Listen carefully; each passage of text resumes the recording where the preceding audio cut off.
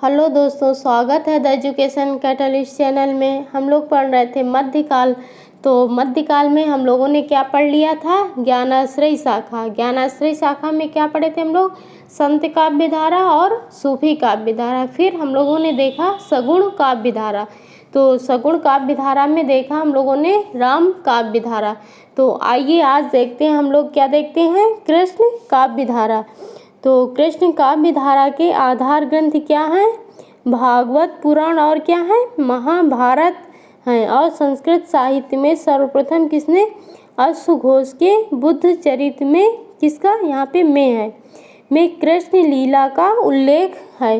राधा कृष्ण की प्रेम लीलाओं का चित्रण किसमें? प्राकृत भाषा में हाल कवि द्वारा रचित किया यहाँ पे गाहा सतसई या गाथा सप्तसदी में किया गया है। राधा का उल्लेख किसमें नहीं किया गया? भगवत पुराण में रंच मात्र भी नहीं है, अपितु उनके व्यक्तित्व का विशद निरूपण सर्वप्रथम किसमें? ब्रह्म वैवर्त पुराण में किया गया है। संस्कृत कवि जयदेव ने मधुर संगीतात्मक पदावली में गीत गोविंद, कौन सा ग्रंथ? गीत गोविंद नामक ग्रंथ में राधा कृष्ण की प्रेम लीलाओं का गान कर कृष्ण काव्य को एक नई दिशा प्रदान की। तो आइए आगे देखते हैं हम लोग क्या देखते हैं कि जो कृष्ण काव्य था इसका आधार ग्रंथ क्या था। तो कृष्ण भक्त कवियों का आधार ग्रंथ क्या था? कृष्ण भक्त कवियों का आधार ग्रंथ। तो इनका आधार ग्रंथ क्या था? भागवत महापुराण था। क्या था? भागवत महापुराण।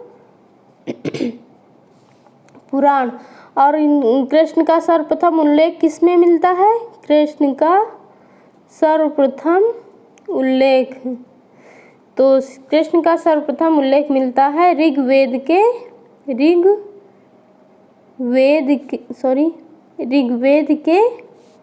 8वें मंडल में। किसमें? 8वें मंडल में। और किस रूप में? 85 सूक्त रचयिता के रूप में मिलता है। और संस्कृत साहित्य में सर्वप्रथम कृष्ण के अलौकिक कर्मों का वर्णन किसका? ईसा पूर्व प्रथम शताब्दी कवि कौन से? अश्वघोष की रचना कौन सी थी? बुद्ध चरित्र में मिलता है। किसमें? बुद्ध चरित्र में मिलता है। और राधा का प्रथम वर्णन, अच्छा राधा का वर्णन कहाँ नहीं मिलता है? अभी हम लोगों ने देखा है कहाँ नहीं मिलता? गीता में ना, गीता में नहीं। राधा का उल्लेख किसमें? भगवत पुराण में। किसमें नहीं है? राधा का उल्लेख भगवत पुराण में रंच मात्र भी नहीं। और मिलता कहाँ है राधा का वर्णन? गाथा सप्तसदी में। गाथा सप्तसदी किसकी रचना है? गाथा सप्तसदी में मिलता है। और ये रचना किसकी है? हाल की है, हाल कवि। और इसकी भाषा क्या थी? इसकी भाषा थी प्राकृत भाषा में थी। तो आइए अब देखते हैं कृष्ण काव्य परंपरा के प्रमुख संप्रदाय और प्रवर्तक। तो क्या देखेंगे हम लोग? कृष्ण काव्य परंपरा के प्रमुख संप्रदाय और क्या देखेंगे? प्रवर्तक और उसके प्रवर्तक। तो आइए देखते हैं। सबसे पहले प्रवर्तक कौन से आते हैं? निम्बकाचार्य। ये कौन है? आचार्य हैं, निम्बकाचार्य। इनका संप्रदाय क्या था? इनका संप्रदाय था सनकादि। क्या नाम था इनके संप्रदाय का? सनकादि। और इनका दार्शनिक मत क्या था? द्वैतवाद। इनका दार्शनिक मत क्या था? दार्शनिक मत क्या था इनका? द्वैतवाद था। फिर वल्लभाचार्य जी, इनका मत क्या, इनका संप्रदाय क्या था? इनका संप्रदाय था रुद्र संप्रदाय। कौन सा? रुद्र संप्रदाय। और इनका दार्शनिक मत क्या था? शुद्धाद्वैतवाद। क्या था? शुद्धाद्वैतवाद। फिर इसके बाद आते हैं कौन से? चैतन्य महाप्रभु। तो चैतन्य प्रभु का संप्रदाय क्या था? गौड़ी संप्रदाय। क्या था? गौड़ी संप्रदाय। और इनका दार्शनिक मत क्या था? अचिंत्य भेदाभेद। क्या था? अचिंत्य भेदाभेद था। फिर हित हरिवंश आते हैं। कौन से? हित हरिवंश। इनका संप्रदाय क्या था? इनका संप्रदाय था राधा वल्लभ संप्रदाय। कौन सा? राधा वल्लभ संप्रदाय। तो आइए आज हम लोग देखते हैं कौन सा संप्रदाय?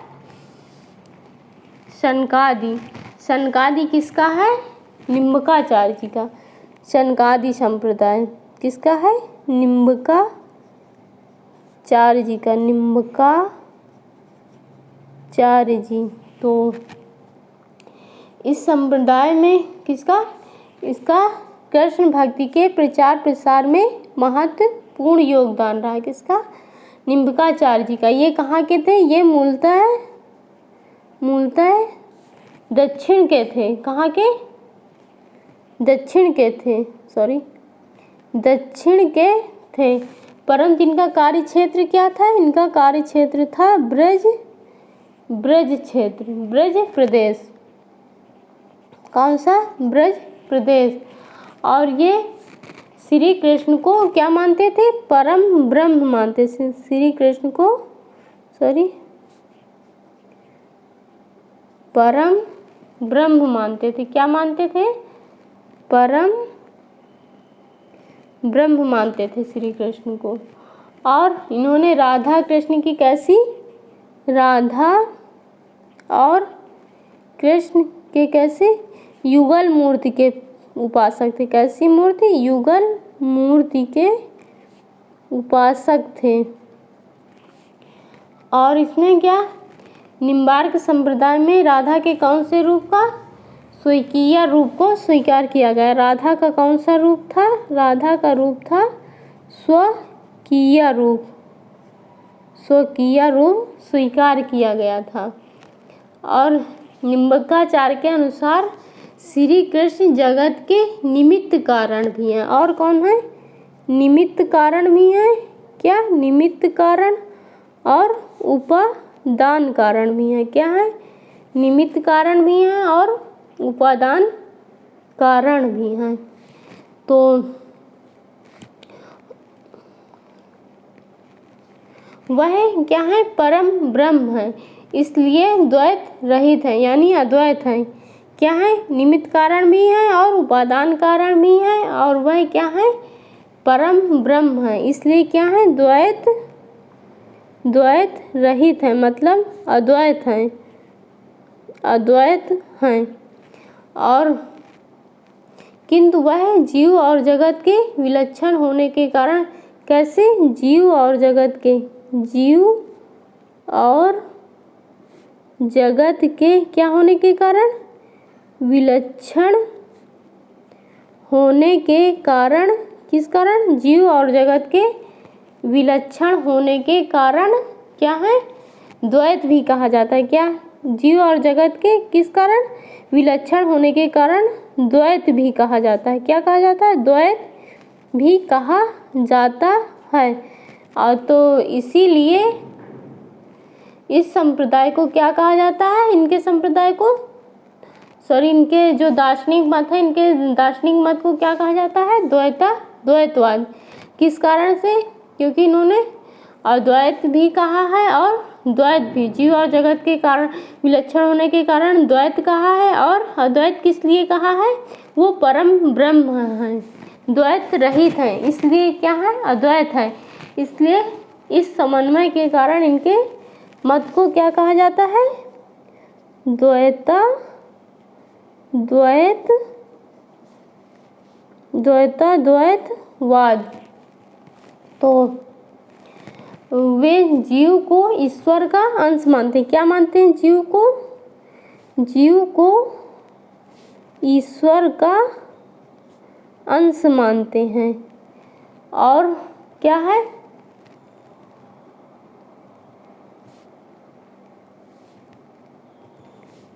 जीव को ईश्वर का अंश मानते हुए भी ईश्वर को जीव से विलक्षण मानते हैं, मतलब अलग मानते हैं।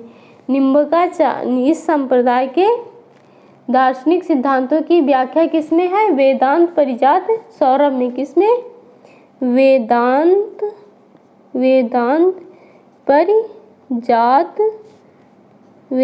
परिजात सौरभ में इसकी व्याख्या। और किसमें है? 10 श्लोकी नामक ग्रंथों में की गई। किसमें? इसकी व्याख्या किसमें की गई है? वेदांत परिजात सौरभ में। और कौन सा ग्रंथ है? 10 श्लोकी ग्रंथ में। किसमें? 10 श्लोकी ग्रंथ में की गई। किसमें? 10 श्लोकी नामक ग्रंथों में की गई है। तो निम्बार्क संप्रदाय में प्रेम लक्षणा दाम्पत्य भक्ति को सर्वश्रेष्ठ माना गया है। किसको सर्वश्रेष्ठ माना गया है? प्रेम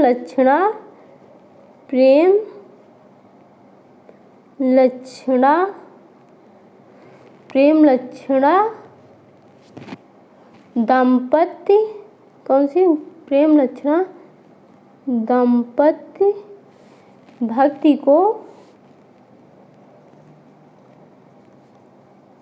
को सर्वश्रेष्ठ माना गया है। किस भक्ति को? प्रेम लक्षणा दाम्पत्य भक्ति को। और इसमें क्या? निम्बार्क को भगवान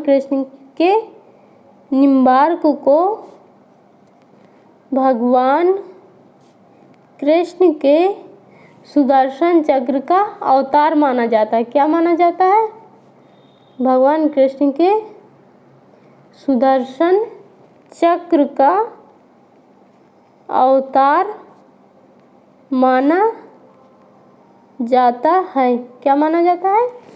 भगवान कृष्ण के सुदर्शन चक्र का अवतार माना, इसीलिए इनका नाम क्या है? सुदर्शन भी था। इसी कारण इनका नाम क्या था? सुदर्शन भी था। और इनका मूल नाम क्या था? निम्बकाचार्य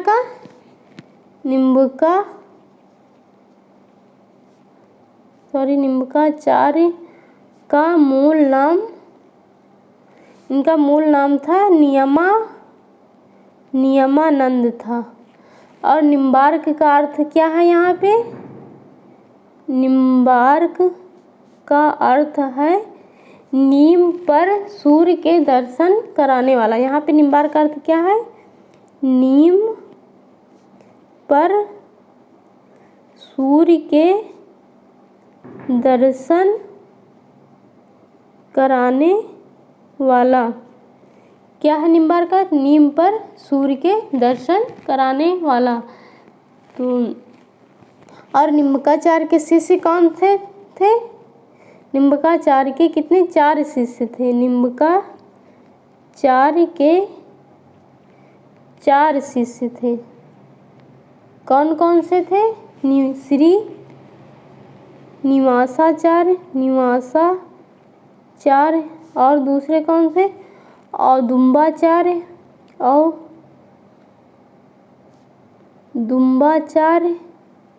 और कौन से थे? गौरमुखाचार्य और थे श्री लक्ष्मण भट्ट। कौन से थे? श्री लक्ष्मण भट्ट।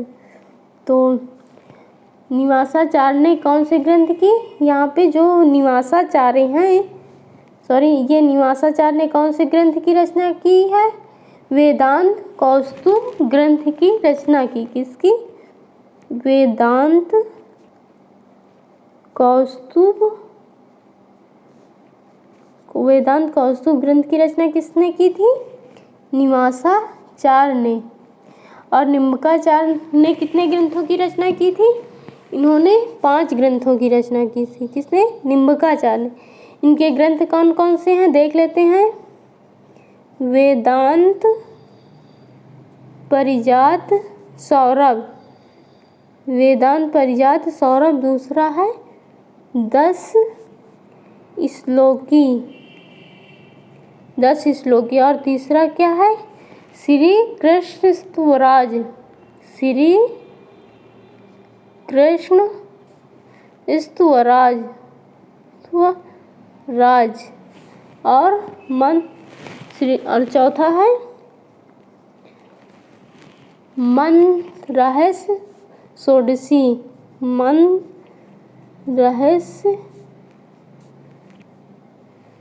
रहस्य षोडशी।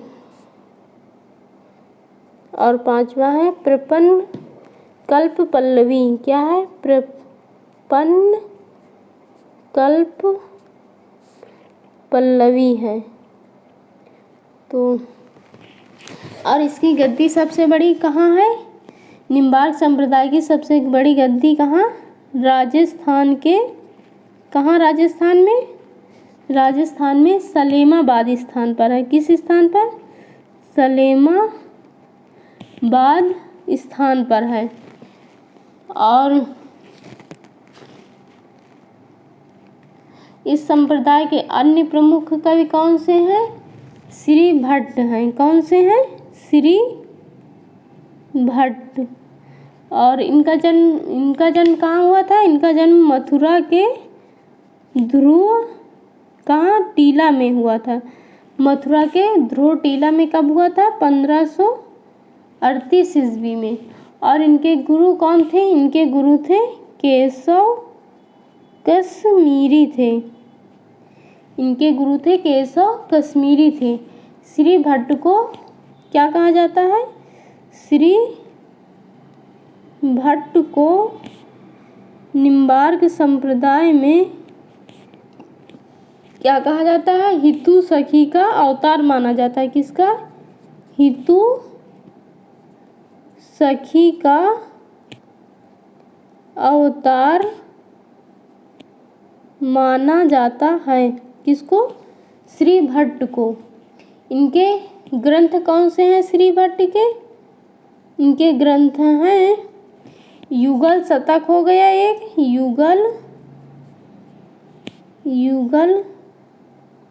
युगल शतक। इसमें क्या है, इसमें कितने 100 पद हैं।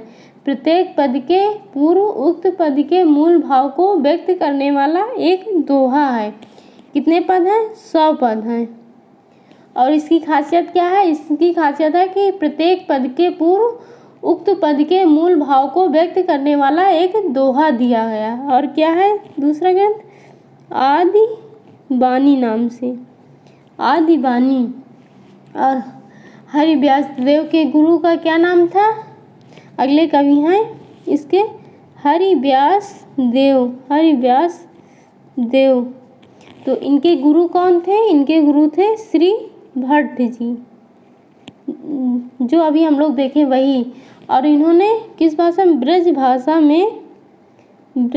भाषा में महावाणी नामक ग्रंथ की रचना की। किसकी, महावाणी नामक ग्रंथ की रचना की। किस ग्रंथ की, महावाणी। किसके शिष्य थे हरिव्यास देव, श्री भट्ट जी के। और भाषा क्या थी, ब्रज भाषा।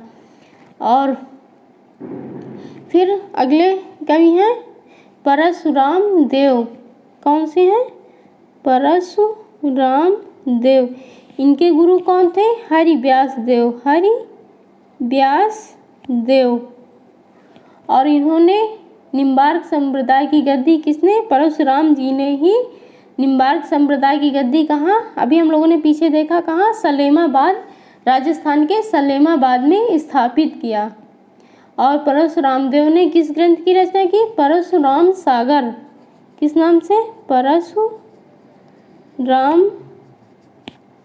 सागर। इनके ग्रंथ का क्या नाम है? परशुराम सागर नामक ग्रंथ की रचना की। इसकी भाषा क्या है? इसकी भाषा है राजस्थानी प्रधान सधुक्कड़ी। क्या है? राजस्थानी प्रधान सधुक्कड़ी। तो उम्मीद है आप लोगों को ये समझ में आ गया होगा। और फिर अगले वीडियो में हम लोग देखेंगे अगला संप्रदाय। तो अगर वीडियो अच्छा लगा हो तो चैनल को लाइक, शेयर, सब्सक्राइब अवश्य करें। धन्यवाद।